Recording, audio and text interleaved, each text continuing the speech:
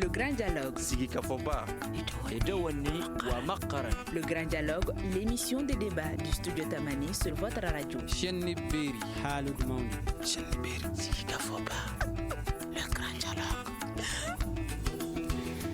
Crise sociopolitique, le président de la République appelle au dialogue. Le mouvement du 5 juin durcit le ton. Une manifestation est annoncée pour vendredi prochain. Alors, dans ce même contexte, le nouveau gouvernement est attendu. Quelles analyses de l'évolution de cette situation dans le pays? C'est le thème du grand dialogue de ce soir. Et nos invités sont Dr Siriki Bakayoko, politologue, enseignant à l'Université de Bamako, Dr Fodjié Tandjigora, sociologue, chef du département sociologie à l'Université de Bamako, et Dr Allaï Nyangali, juriste, professeur à l'Université de Bamako. Je suis Mohamedou Touré. Bienvenue à tous. Le Grand Dialogue. Alors, aujourd'hui, il y a le mouvement du 5 juin qui appelle à la démission du président de la République. Il y a même un titre honorifique qui est proposé au président de la République s'il désirait rester au pouvoir. Au même moment, le président Ibrahim Boubacar Keïta propose aujourd'hui d'aller encore au dialogue. Quelle évolution de la situation, Dr Siriki Bakayoko? Bien, bonjour M. Touré. Merci de m'avoir invité sur le plateau de votre télévision pour donner mon point de vue sur la situation sociale, la situation politique, la situation institutionnelle de notre pays. Je pense que aujourd'hui, la situation que vit notre pays interpelle tout bon Malien. La situation que vit notre pays aujourd'hui inquiète tout bon Malien. Notre pays traverse, à mon avis, une période très difficile,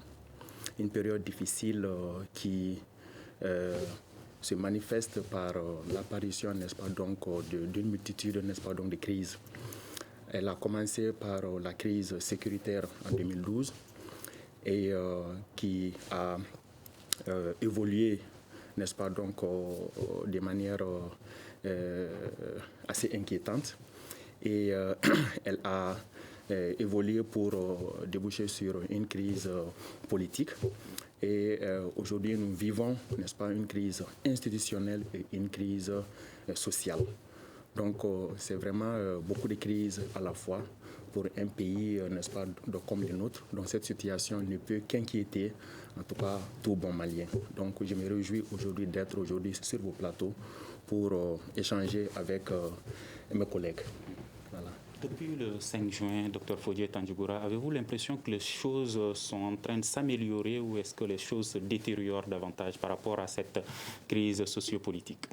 Bien, merci M. Touré. En fait, je pense que la situation évolue un peu en dents de scie. Souvent, on a espoir que ça va s'améliorer, puis 2 jours après, on se rend compte qu'on retourne à la caisse de départ. En fait, il y a une gestion qui n'est pas très linéaire de cette crise.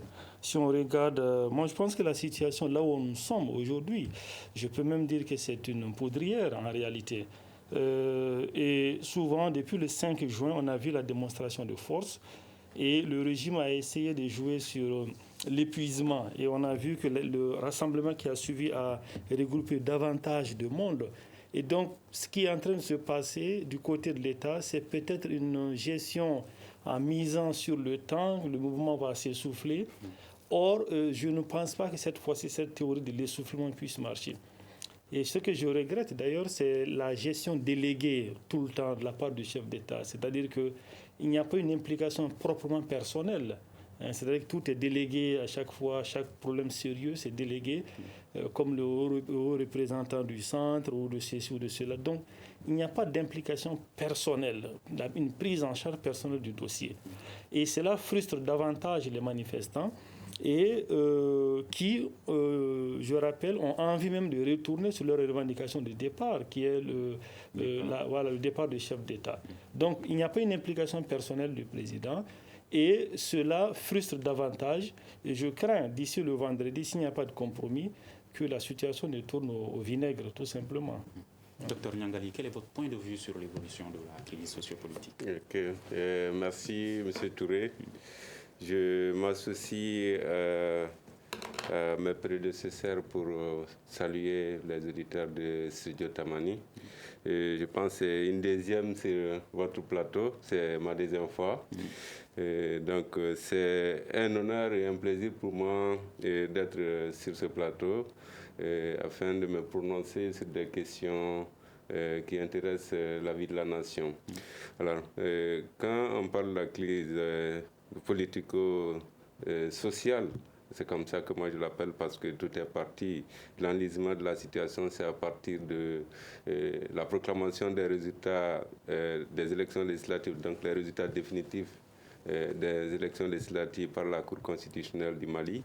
Et donc on a constaté des manifestations ça et là dans les régions du Mali, au niveau du district de Bamako, dans les 6 communes du district de Bamako, pratiquement il y a eu des manifestations. Et donc ces manifestants réclamaient d'abord que la Cour constitutionnelle leur restitue leur voix, parce qu'ils pensent que les résultats qui sont sortis des urnes ne sont pas le reflet, donc n'est pas l'exact résultat qui a été pratiquement les résultats, donc les voix qui ont été émises par les électeurs dans les urnes. Donc quand on essaye d'analyser cette crise multidimensionnelle, il faudrait dire qu'il y a beaucoup de facteurs, beaucoup de paramètres qui entrent en ligne de compte. Et donc l'étouffement de cette crise, il faut un génie vraiment collectif. Alors, Dr Bagayogo, sur Facebook, il y a Jacob Sissoko qui vous adresse une question. Il dit « Pourquoi IBK refuse de démissionner ?» C'est sa question. J'aurais bien aimé être à la place d'IBK pour y répondre. Mais bon, en tant qu'enseignant,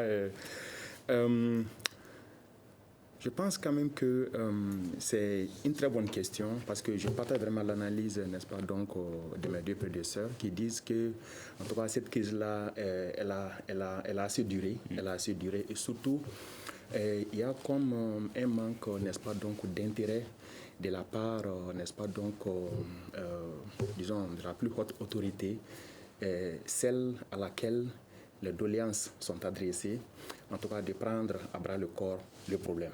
Voilà, je pense que les 2 premières grandes manifestations qui ont eu lieu, celle du 5 juillet, le 5 juin et celle, n'est-ce pas, donc, du 19 juin, on a eu comme l'impression que mais bien avant cela, n'est-ce pas, il y a d'abord la crise scolaire, n'est-ce pas, donc, qui avait duré pratiquement, n'est-ce pas, donc, 6 à 7 mois. On a comme l'impression que, en tout cas, donc, disons les plus hautes autorités, n'est-ce pas, de ces pays-là, voilà. Voulez-vous dire qu'elles sont en train de négliger la situation? Voilà, donc néglige quand même un peu, disons, cette crise-là. Et il a fallu, en tout cas, donc, les 2 grandes marches. Il a fallu les 2 grandes marches pour que le président de la République sorte, n'est-ce pas, donc, pour s'exprimer. Et quand il est sorti pour s'exprimer, sa première adresse à la nation, je vais dire, a été quand même en deçà, n'est-ce pas, de nos attentes. Je ne suis pas le seul, n'est-ce pas, à le dire. Il y a beaucoup, n'est-ce pas, d'hommes politiques qui sont exprimés, qui ont dit vraiment que, en tout cas, par rapport à ce qui est exprimé, ils auraient attendu quand même, disons, des propositions assez concrètes, assez précises pour, en tout cas, répondre, n'est-ce pas, donc, aux manifestants.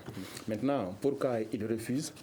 Je ne saurais le dire comme ça, mais je pense quand même que peut-être que IBK, c'est peut-être lié un peu, n'est-ce pas, donc, à sa personne, parce que vraiment on constate que chaque fois, n'est-ce pas, donc, que des problèmes cruciaux, des problèmes urgents de la nation se sont posés, vraiment il a tardé, en tout cas, à intervenir, il a tardé à réagir et surtout il a tardé à donner les bonnes réponses, les réponses idoines. En tout cas, donc, je pense quand même qu'effectivement, je suis d'accord, n'est-ce pas, dans le docteur, que IBK tarde, n'est-ce pas, donc, à réagir. Et voilà, pour qu'il refuse, je ne sais pas moi, peut-être il se croit, n'est-ce pas, légitime. Il se croit légitime et il se dit que bon, les Maliens, n'est-ce pas, donc, l'ont élu en 2013, il a été réélu, n'est-ce pas, en 2018. Il a, disons, une légitimité, une légalité qui lui permet aujourd'hui, n'est-ce pas, donc, de diriger le pays et de ne pas peut-être céder à la pression de la rue, je vais dire. Voilà. D'accord. Alors, docteur Fodje Tandjigoura, si docteur Bagayogo annonce que le président de la République tarde à résoudre certains des problèmes, faut-il s'attendre par rapport à cette crise, cette demande du M5 au même scénario que la crise scolaire, 6 mois, 7 mois après, pour trouver une solution? Non, cette crise ne peut pas durer, c'est sûr et certain, parce que cette crise est dans sa phase d'ébullition. La crise scolaire était une crise de secteur et tout le monde ne se reconnaît pas là-dessus. Mais aujourd'hui, moi je le dis, ce n'est pas MK, ce n'est pas Mahmoud Diko qui mobilise. Les gens sont mobilisés, peut-être qu'ils sont frustrés quelque part, tout simplement. C'est-à-dire que ce qui s'est dit correspond à ce que les gens vivent. C'est peut-être ça. Maintenant, est-ce qu'on va laisser cette crise se perdurer et s'essouffler? C'est ce qui est dangereux parce que, comme on le dit, peut-être que c'est une carte maîtresse que le chef d'État a, qu'il compte jouer à la dernière minute. Mais ce qui est sûr, c'est que la gestion qu'on est en train de faire aujourd'hui de la crise, nous marchons sur des braises. Et qu'il aurait pu saisir le fait qu'ils aient renoncé à son départ et le fait de former un gouvernement, il aurait dû saisir cette occasion personnellement et s'impliquer dans la crise. Là où c'est un peu compliqué, c'est parce qu'il ne s'est pas impliqué personnellement et que le discours qu'il tient, n'est-ce pas, c'est un discours de hauteur, il est sur ses cimes. Donc il y a Ibn Moussa Ibrahima même qui déclare que le président démontre qu'il n'a pas la volonté réelle d'apaiser le climat actuel car il n'a entrepris, selon lui, aucune action vers l'apaisement. Oui, c'est-à-dire que il a fait une action, c'est-à-dire que pour lui, il les a renvoyés à la majorité, c'est-à-dire qu'il les a reçus, pour lui, c'est des actions. Mais maintenant, il n'y a eu concrètement absolument rien du tout. Et parce que, comme l'a dit mon collègue, peut-être que Ibeka pense qu'il a été élu, c'est sûr, il a gagné les élections, mais il est quelque part incompréhensible que l'on puisse enregistrer tous ces individus dans la rue à quelques 2 ans d'élection, n'est-ce pas, qu'on puisse mobiliser autant d'individus qui manifestent, qui sont en colère. Il faut s'interroger sur la sincérité des scrutins à ce moment-là. Et c'est vraiment dommage qu'on en arrive à tel niveau. Moi, je pense qu'on a encore de la chance. D'ici le vendredi, on a encore de la chance parce qu'on est un pays de dialogue, on est un pays d'entente. Il faut qu'on dépasse tous ces carcans qui nous lient, la Cour constitutionnelle, la législation. Je pense que l'accord cadre qui est issu de la transition, ça n'existait pas dans la Constitution. On a dû inventer quelque chose pour résoudre la crise. Je pense qu'il faut laisser tout ça à côté, résoudre cette crise et rapidement. Après, on reviendra à... Laisser tout ça, c'est-à-dire... Non, c'est-à-dire qu'on pense que le chef... On peut pas... Il y a beaucoup de débats ici, que le chef d'État élu démocratiquement, on ne peut pas le démettre de ses fonctions, il ne peut pas non plus être honorifique, parce que ça n'existe nulle part. Un premier ministre de plein pouvoir, ça sent un peu les périodes de coup d'État et tout, pour donner plein pouvoir, la transition, on n'est pas non plus dans la transition. Et les dispositions juridiques, c'est contraire aux dispositions juridiques, tout simplement. Mais j'ai dit qu'il faut accepter certains sacrifices et sortir de la crise. Après, les dispositions juridiques, on en reviendra. Mais sinon, on ne s'en sortira jamais avec les textes juridiques. Docteur Nyangali, faut-il rester avec les textes juridiques ou est-ce qu'il faut faire des sacrifices comme propose Dr Tandjigoura? Alors, moi, je dirais qu'il faut rester d'abord avec les textes juridiques. Il faut les préserver, mais aussi tout en cherchant une porte de sortie avec des négociations politiques. Alors, moi, juridiquement, du point de vue du droit, je considère que la démission n'est pas à l'ordre du jour parce que dans la Constitution, nous sommes dans un état de droit, un état de droit dans lequel on présume quand même que les gouvernants et les gouvernés sont soumis à la même règle de droit, à la même Constitution. Et donc, quand une partie de la population demande peut-être que le départ, la démission du président de la République, je me dirais qu'ils ont quelle légitimité, ils ont quel mandat de la part de la population pour demander le départ. Parce que nous sommes dans un état de droit et la République ignore ce qu'on appelle les coups d'État. Vous savez autant que moi que le coup d'État est un crime imprescriptible contre l'humanité. Quand on demande le départ du président de la République, parce qu'il y a ça et là des crises, j'allais dire socio-politiques. Et donc, le fait de demander le départ du président de la République, cela constitue à mes yeux une insulte à l'endroit du peuple malien. Pourquoi une insulte? Parce que le président de la République a été élu pour un mandat de 5 ans. Il a la légitimité, et c'est la population, c'est le peuple, c'est son électorat qui lui a accordé cette légitimité. Et donc, je me vois mal de m'inscrire dans cette dynamique-là pour demander le départ du président de la République. Donc, si on veut sanctionner le président de la République, il y a des sanctions démocratiques.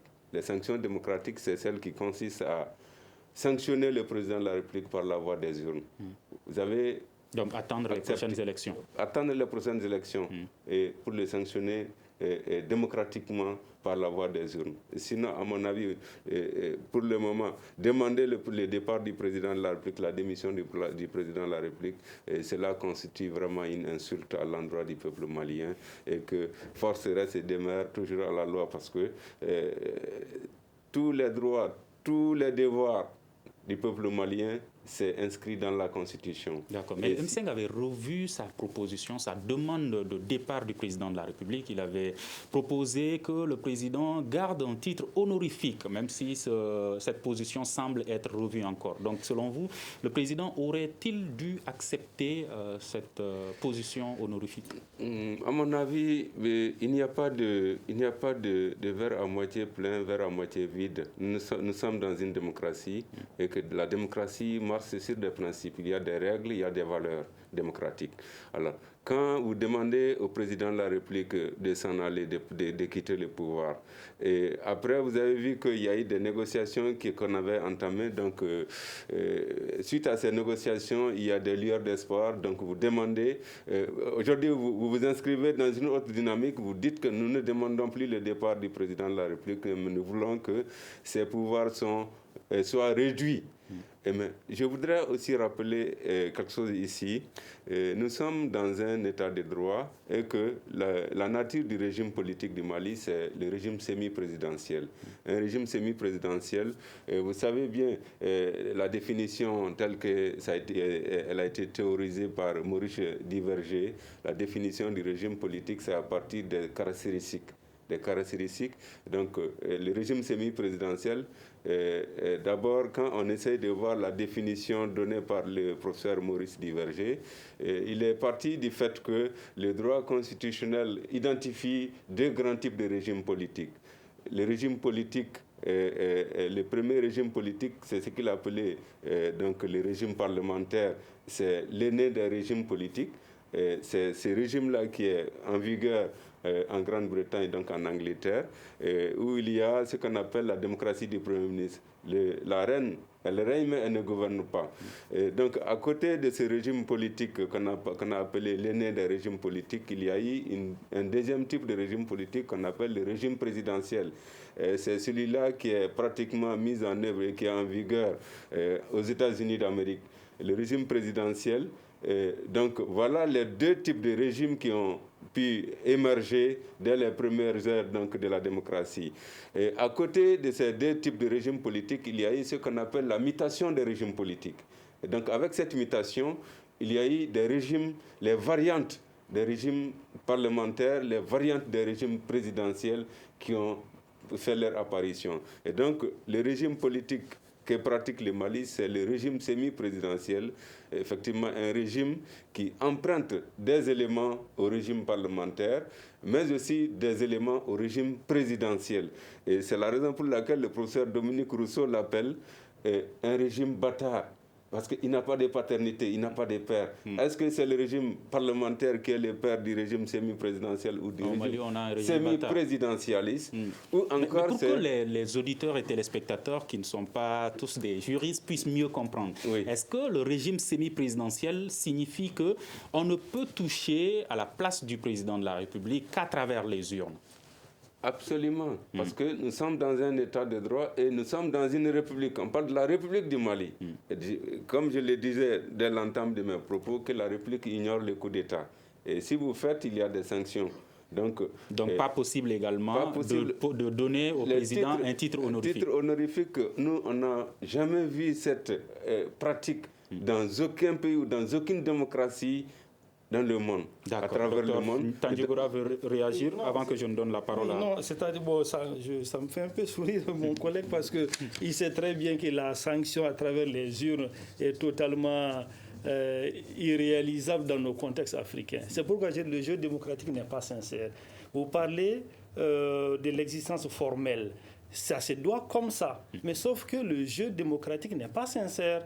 Il n'est pas sincère à l'intérieur. Vous voulez que les citoyens sanctionnent par des votes. Encore une fois de plus, il faut que ces votes soient pris en compte, il faut que les voix soient prises en compte. La démocratie ne se résume pas à son existence institutionnelle. En traduction, êtes-vous en train de dire que les textes ne sont pas respectés par les autorités elles-mêmes? Oui, bien sûr, bien sûr. C'est-à-dire que dire qu'il y a les organes électoraux, il y a les citoyens, il y a les législatures, il y a des partis politiques, il y a des observateurs. Donc, il y a la démocratie. En fait, la pratique démocratique, elle est beaucoup plus importante. Je pense que le jeu est faussé à l'intérieur.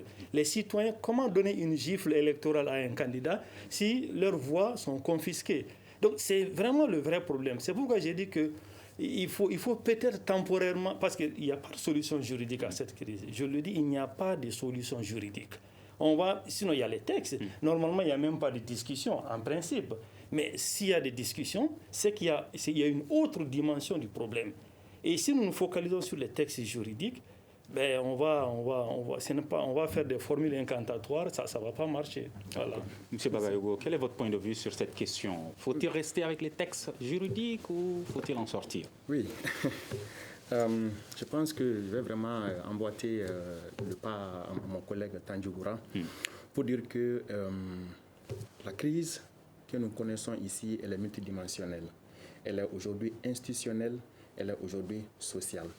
Je pense que le débat soulevé par mon collègue Nyangali met en débat, n'est-ce pas, donc, disons, les prescriptions juridiques et les solutions politiques.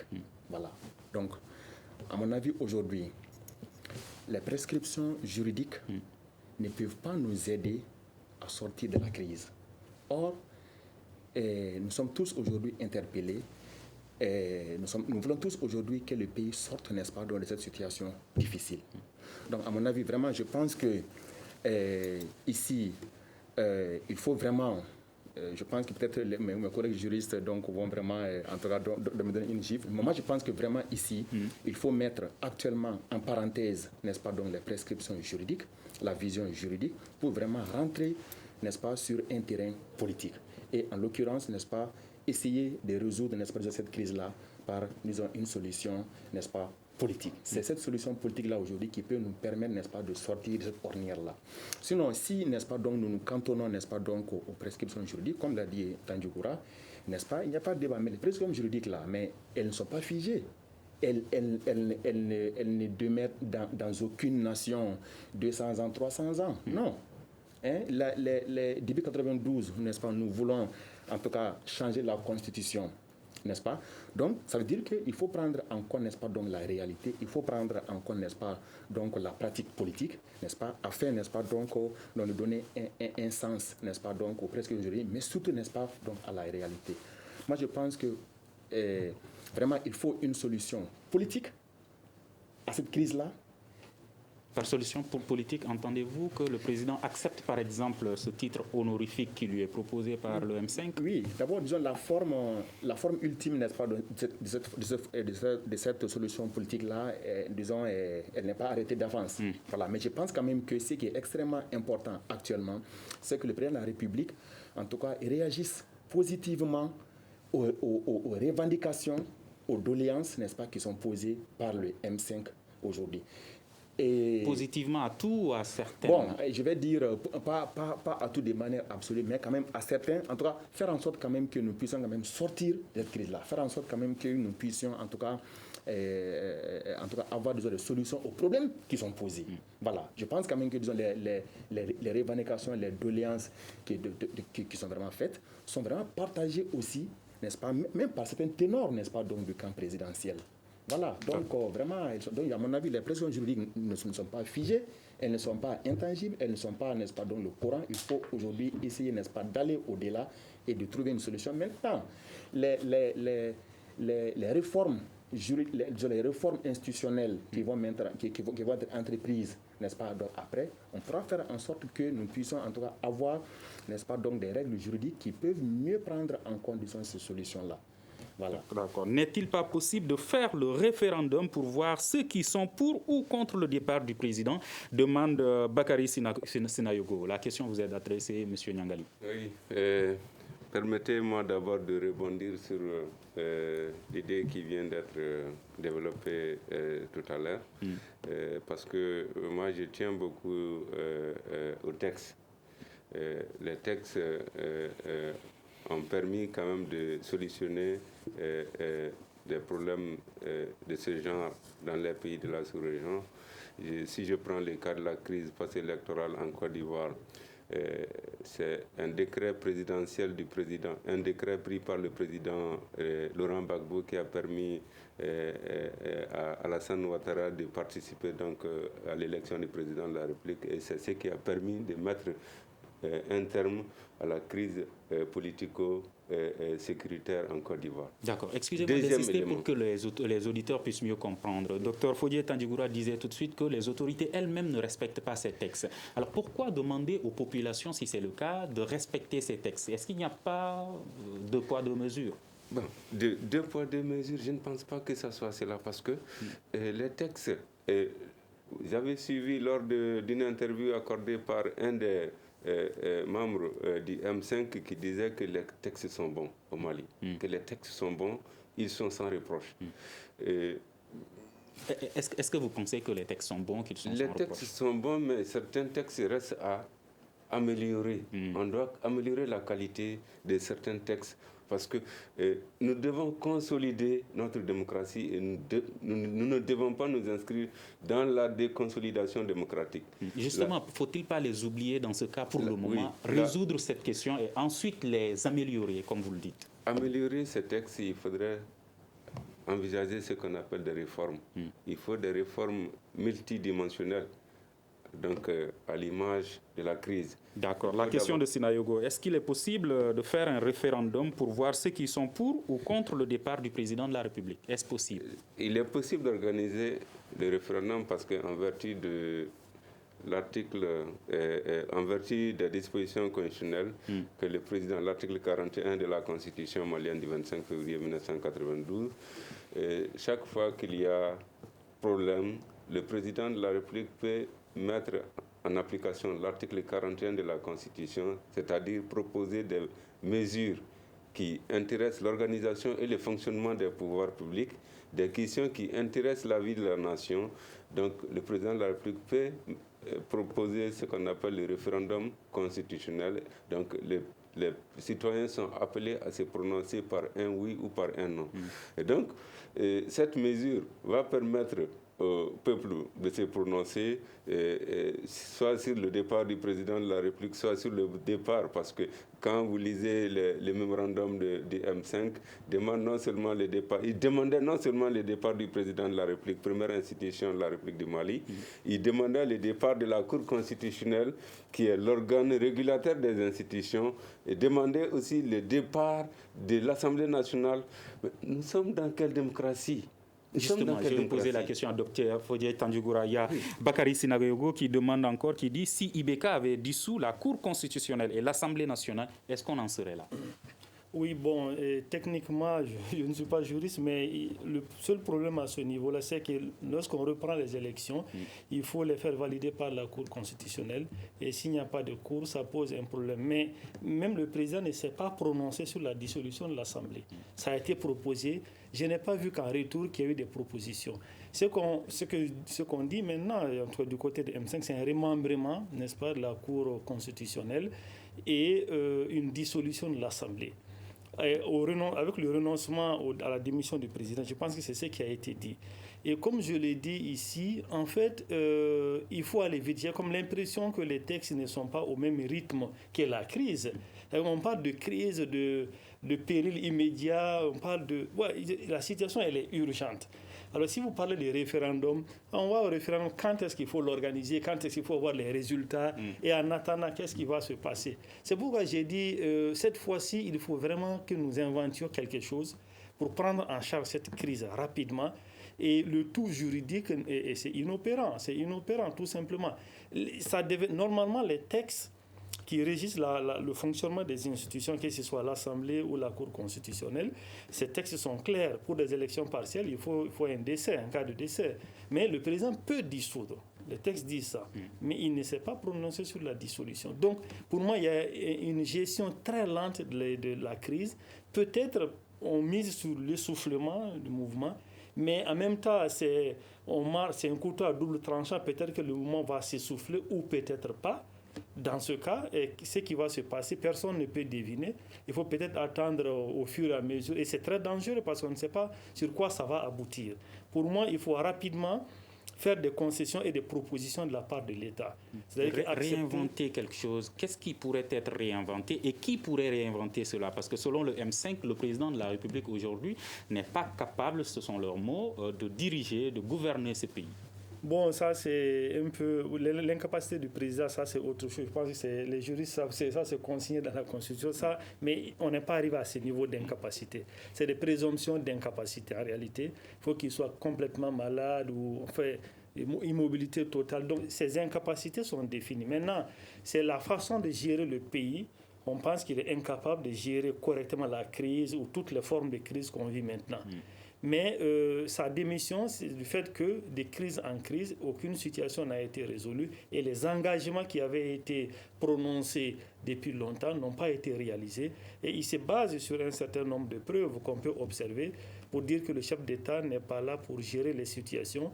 Et aussi, il y a des frustrations tout au long, n'est-ce pas? Dans beaucoup de couches, c'était le cas des enseignants qui a été résolu. On s'est dit donc ils avaient les moyens de résoudre tout ça. Vous voyez, il a fallu qu'on en arrive jusqu'à ce niveau-là. Donc, il y a tout un tas de frustrations qui se sont accumulées. C'est pourquoi je disais à l'entame de ce débat que ce n'est pas DICO, ce n'est pas le M5, c'est des accumulations de frustrations. Il fait que les gens s'accordent et sortent ensemble. En d'autres temps, il aurait été difficile de faire sortir les gens. Donc, il faut vraiment considérer ça. Et quand j'ai dit inventer quelque chose, c'est-à-dire qu'il faut voir ce qu'on peut temporairement mettre à côté et puis résoudre, soit créer un cadre. On peut toujours, les juristes, le droit est très plastique, c'est très élastique. On peut trouver une formule politico-juridique pour rapidement prendre en charge. Mais ceux qui disent le tout juridique, eh bien, ça ne marchera pas, le tout juridique. Tout à fait. Et je voudrais juste réagir par rapport à cette position, cette thèse qui vient d'être défendue par mon éminent collègue. Moi, je trouve qu'il y a plusieurs hypothèses de sortie de crise. Il y a plusieurs hypothèses. La première hypothèse, c'est donc l'hypothèse de la voie juridique, telle que ça a été proposé par la CEDEAO, c'est-à-dire organiser ce qu'on appelle le départ, la démission négociée des membres de l'Assemblée nationale et permettre au gouvernement de légiférer par ordonnance. On va basculer vers une demi-transition. Deuxième hypothèse, c'est de permettre au président de la République, à travers l'article 50, dissoudre l'Assemblée nationale et mettre en place ce qu'on appelle une Assemblée constituante. Je ne m'inscris pas dans cette dynamique. Troisième donc, hypothèse, c'est de permettre aussi au président de la République d'élaborer une charte de transition, écarter ou mettre, comme l'a dit mon collègue, mettre entre parenthèses les dispositions constitutionnelles. On va écarter, comme cela a été le cas au Burkina Faso lors de la crise. On a écarté la Constitution et on a élaboré ce qu'on appelle une charte de transition qui va permettre au gouvernement d'organiser les choses pour qu'il y ait révision de la Constitution. Donc la révision de la Constitution va permettre ce qu'on appelle le retour à la stabilité constitutionnelle et politique. Et donc là, on va établir une nouvelle Constitution, aller vers une 4e République. Là, c'est la solution juridique. Politiquement, aujourd'hui, la CEDEAO à travers sa rencontre, a effectivement proposé à ce que l'Assemblée nationale, parce qu'il y a eu beaucoup de contestations, et les hypothèses d'élection législative partielle, c'est en cas de décès ou en cas d'invalidité permanente. Et donc, ces cas, nous ne sommes pas en face de ces hypothèses-là. Demander peut-être la démission négociée des zones où il y a eu des contestations, notamment à travers les 6 communes du district de Bamako, des localités, des circonscriptions électorales dans lesquelles il y a eu des manifestations, telles que dans la circonscription électorale de Sikasso, à Bougouni, ou encore dans la circonscription électorale de Kati, permettre à ces députés-là d'organiser leur départ négocié. La négociation, on va peut-être leur proposer, par exemple, c'est une hypothèse, leur proposer tout ce qu'ils vont, c'est-à-dire la moitié de ce qu'un parlementaire va gagner au cours d'une législature. Et si ce n'est pas pour être indiscret, il y a l'autre jour quelqu'un qui me disait que le député nouvellement élu, donc pour toute la législature, il va gagner 600 millions. C'est énorme. Et donc, on peut politiquement... Leur donner 300 millions. 300 millions, leur demander vraiment de... Voilà, ils peuvent aussi se représenter. Et cette fois-ci, il faudrait qu'il y ait ce qu'on appelle la certification internationale. De passage, je vais peut-être reprendre les propos tenus par un des experts du symposium sur les réformes institutionnelles qui disait ceci, qu'en République du Mali, que la Cour constitutionnelle est l'institution la plus décriée en République du Mali. C'est l'institution-là, parce que au lieu que la Cour soit un organe qui va pacifier le jeu démocratique, elle va devenir un organe qui va certainement perturber le fonctionnement normal des institutions. Aujourd'hui, si la Cour, par exemple... Est-ce le cas en ce moment ? Bon, je ne dirais pas que c'est le cas, mais je dirais quand même que la Cour constitutionnelle doit peser beaucoup dans la balance pour que les jeux démocratiques soient de plus en plus pacifiques. Nous ne sommes pas aux élections durant le parti unique, où il n'y a pas de candidats, où il n'y a pas d'élections disputées. Aujourd'hui, on va donner la parole à Dr Bagayogo. Dr Bagayogo, dans ce contexte, dans cette situation, quel type de gouvernement pourrait aider à résoudre cette situation? Puisque jusque-là, la mise en place du gouvernement est également attendue. Oui, bon, quel type de gouvernement serait idéal pour le moment, à mon avis? Je pense que pour le moment, le mouvement M5, qui est le protagoniste principal, n'a pas encore réagi, n'a pas encore donné une suite favorable quant à la formation, n'est-ce pas, d'un gouvernement d'union nationale. Donc, à mon avis, pour le moment, cette formation d'union, elle n'est pas à l'ordre du jour. Ils ont demandé à ce que le président garde un titre honorifique. Voilà, honorifique. Voilà. Maintenant, donc, au cas où les négociations maintenant, donc, disons, avanceraient et que le mouvement, n'est-ce pas, M5 ou que, n'est-ce pas, donc, le camp présidentiel ou la plus haute institution du pays ferait, en tout cas, donc, disons, des propositions qui puissent aller dans le sens, n'est-ce pas, donc, des doléances émises par donc, le M5. Je pense qu'on pourra trouver quand même, n'est-ce pas, une solution pour vraiment former ce gouvernement. Mais la formation de ce gouvernement doit faire partie d'un ensemble, d'un paquet, n'est-ce pas, donc, de solutions. Voilà, ce n'est pas le gouvernement seul qui va résoudre la crise. Il faut peut-être penser, n'est-ce pas, donc, peut-être à la solution, n'est-ce pas, donc, transition politique, n'est-ce pas, dans laquelle, voilà, on va réfléchir qui va être, n'est-ce pas, le chef de l'exécutif, quel organe va désormais jouer, n'est-ce pas, le rôle de l'Assemblée nationale, comment est-ce que la Cour constitutionnelle doit être remembrée et comment est-ce que... Faut-il changer de Premier ministre ou faut-il garder le même Premier ministre? En tout cas, ce que je constate, c'est que le mouvement, il existe une crise existentielle entre le M5 et disons, la plus haute autorité, n'est-ce pas, donc la plus haute institution, n'est-ce pas, de cet État-là. Ça, c'est vraiment indéniable, ça, c'est vraiment clair.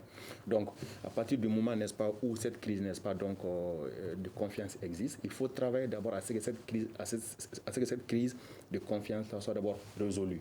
Voilà, maintenant, si elle est résolue, on trouvera certainement, n'est-ce pas, donc, le moyen de faire en sorte que, en tout cas, donc, les deux camps puissent faire des propositions qui puissent être acceptables pour eux afin quand même donc d'avancer. D'accord. Docteur Fodié Tandigora, pardon. Quel type de gouvernement pourrait satisfaire aujourd'hui la population malienne? Pas seulement les manifestants à travers le mouvement du 5 juin, mais les Maliens de façon globale. Moi, je pense que c'est plutôt un gouvernement proprement technocrate qui seront recrutés sur base des compétences, qui vont gérer des affaires courantes, qui ne seront pas du tout candidats à aucune forme d'élection, qui sont des purs techniciens. Et j'entends parler de gouvernement d'union nationale, c'est totalement inopérant. On en a vu par le passé plein. C'est une sorte de partage de gâteaux à nouveau. Ça ne sert absolument à rien du tout de faire toute cette lutte pour le cas du M5 et MK et de parvenir à un gouvernement d'union nationale. Autrement dit, proposer aux gens des MK ou bien à d'autres individus affiliés de prendre des postes ministériels pour gérer la transition. Est-ce que le M5 va accepter de ne pas avoir ce qu'on peut appeler, entre guillemets, leur part du gâteau? Je n'ai pas entendu qu'ils ont dit qu'ils n'entreront pas dans le gouvernement. Peut-être que ça me passait dessus, mais je n'ai pas entendu. Mais gouvernement d'union nationale avec qui? Si ce n'est pas avec EMK et tous ces autres, je me demande ça se fera avec qui? Si il y a union nationale, c'est forcément les contestataires qui en feront partie. Et s'ils en font partie, moi je crois que cette crise, ça tient à deux choses. C'est-à-dire que si on parvient à dissoudre l'Assemblée et à remembrer la Cour constitutionnelle, je pense que c'est fini pour 80% la crise, quoi. Mais le problème, c'est qu'il n'y a pas de retour de la part du pouvoir exécutif. Il n'y a pas de réponse. C'est muet. Ça ne parle pas. Donc, c'est un peu ça. Et on joue sur l'essoufflement et la situation, de toute façon, ça va se décanter seul, comme ça l'a été pour beaucoup de crises. Donc, ça se fera peut-être ainsi ou peut-être pas. Mais je dis que c'est une poudrière. Il faut vite aller à la solution avant que ça ne tourne mal. Et Namouri Keïta demande, en cas de changement suite à cette révolution, cela donnerait-il pas immédiatement, ce sont ces termes, une certaine crédibilité aux initiateurs qui se considéreront comme victorieux ou même voire intouchables? Bon, c'est une hypothèse qu'il avance, mais vous savez que tous les leaders qui sont dans ce mouvement ne font pas non plus l'unanimité. En réalité, ce qui les réunit, c'est la tête du président, c'est tout. Beaucoup de gens sont dans ce mouvement-là, des anciens ministres qui ont été des chantres du régime, qui du jour au lendemain changent de camp. Et c'est un peu ça. Donc, ce n'est pas sûr que ceux qui auront gagné la lutte seront forcément des bons dirigeants. Ils ont été aux affaires pour la plupart du temps, mais on n'a pas vu de preuves probantes, n'est-ce pas, qu'ils aient pu résoudre des situations difficiles. Mais je pense que ce qui est urgent aujourd'hui, c'est que tous ces acteurs politiques qui sont réunis sont au courant de beaucoup de situations au Mali. Et les problèmes qui sont apposés dans les documents sont des problèmes réels. Même la majorité présidentielle a reconnu que ce sont des problèmes réels.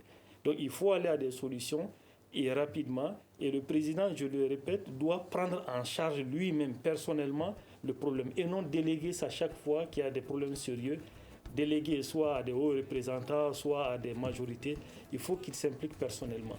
Docteur Alain Nyangali, aujourd'hui, quel type de gouvernement? Est-ce que des technocrates? Est-ce un gouvernement d'union nationale? Quelle est votre proposition? Au vu de la crise, moi je pense que le gouvernement d'union nationale reste toujours possible dans la mesure où les revendications du M5 sont des revendications légitimes et des revendications sincères. Donc il faut qu'ils aient leur part du gâteau. Absolument, absolument, parce que... Donc êtes-vous en train de dire que le Mali, la gouvernance, est un gâteau qu'il faut partager entre différents acteurs? Non, ce n'est pas un partage de gâteau, mais c'est à partir des constats qui ont été pratiquement faits par un certain nombre de couches, des couches de la société civile. Et vous savez bien, dans les membres de M5, nous avons des anciens ministres du gouvernement, des anciens ministres du président Ibeka. Nous avons des anciens ministres depuis le temps du président Amadou Toumani Touré. Et nous avons aussi des leaders religieux qui sont d'ailleurs la cheville ouvrière de ce mouvement-là. Ce n'est pas un partage de gâteau, mais c'est une façon de redistribuer les pouvoirs de façon équitable. D'accord. Le temps nous fait défaut. Merci à nos trois invités. Ce qu'on va retenir, c'est que les trois sont unanimes sur une chose. Il faudrait que les autorités du pays trouvent une solution à cette crise urgemment, rapidement. Le thème du grand dialogue, quelles analyses de l'évolution de la crise sociopolitique dans le pays pays. Nos invités, Dr Siriki Bakayoko, politologue enseignant à l'Université de Bamako, Dr Fodie Tandjigora, sociologue, chef du département sociologie à l'Université de Bamako, et Dr Allaï Nyangali, juriste, professeur à l'Université de Bamako. À la régie vidéo et audio, Peting Diara et Mamadou Ouattara. Je suis Mohamedou Touré. On se retrouve demain pour un prochain numéro du Grand Dialogue de Studio Tamani. Le Grand Dialogue. Le Grand Dialogue, l'émission des débats du Studio Tamani sur votre radio.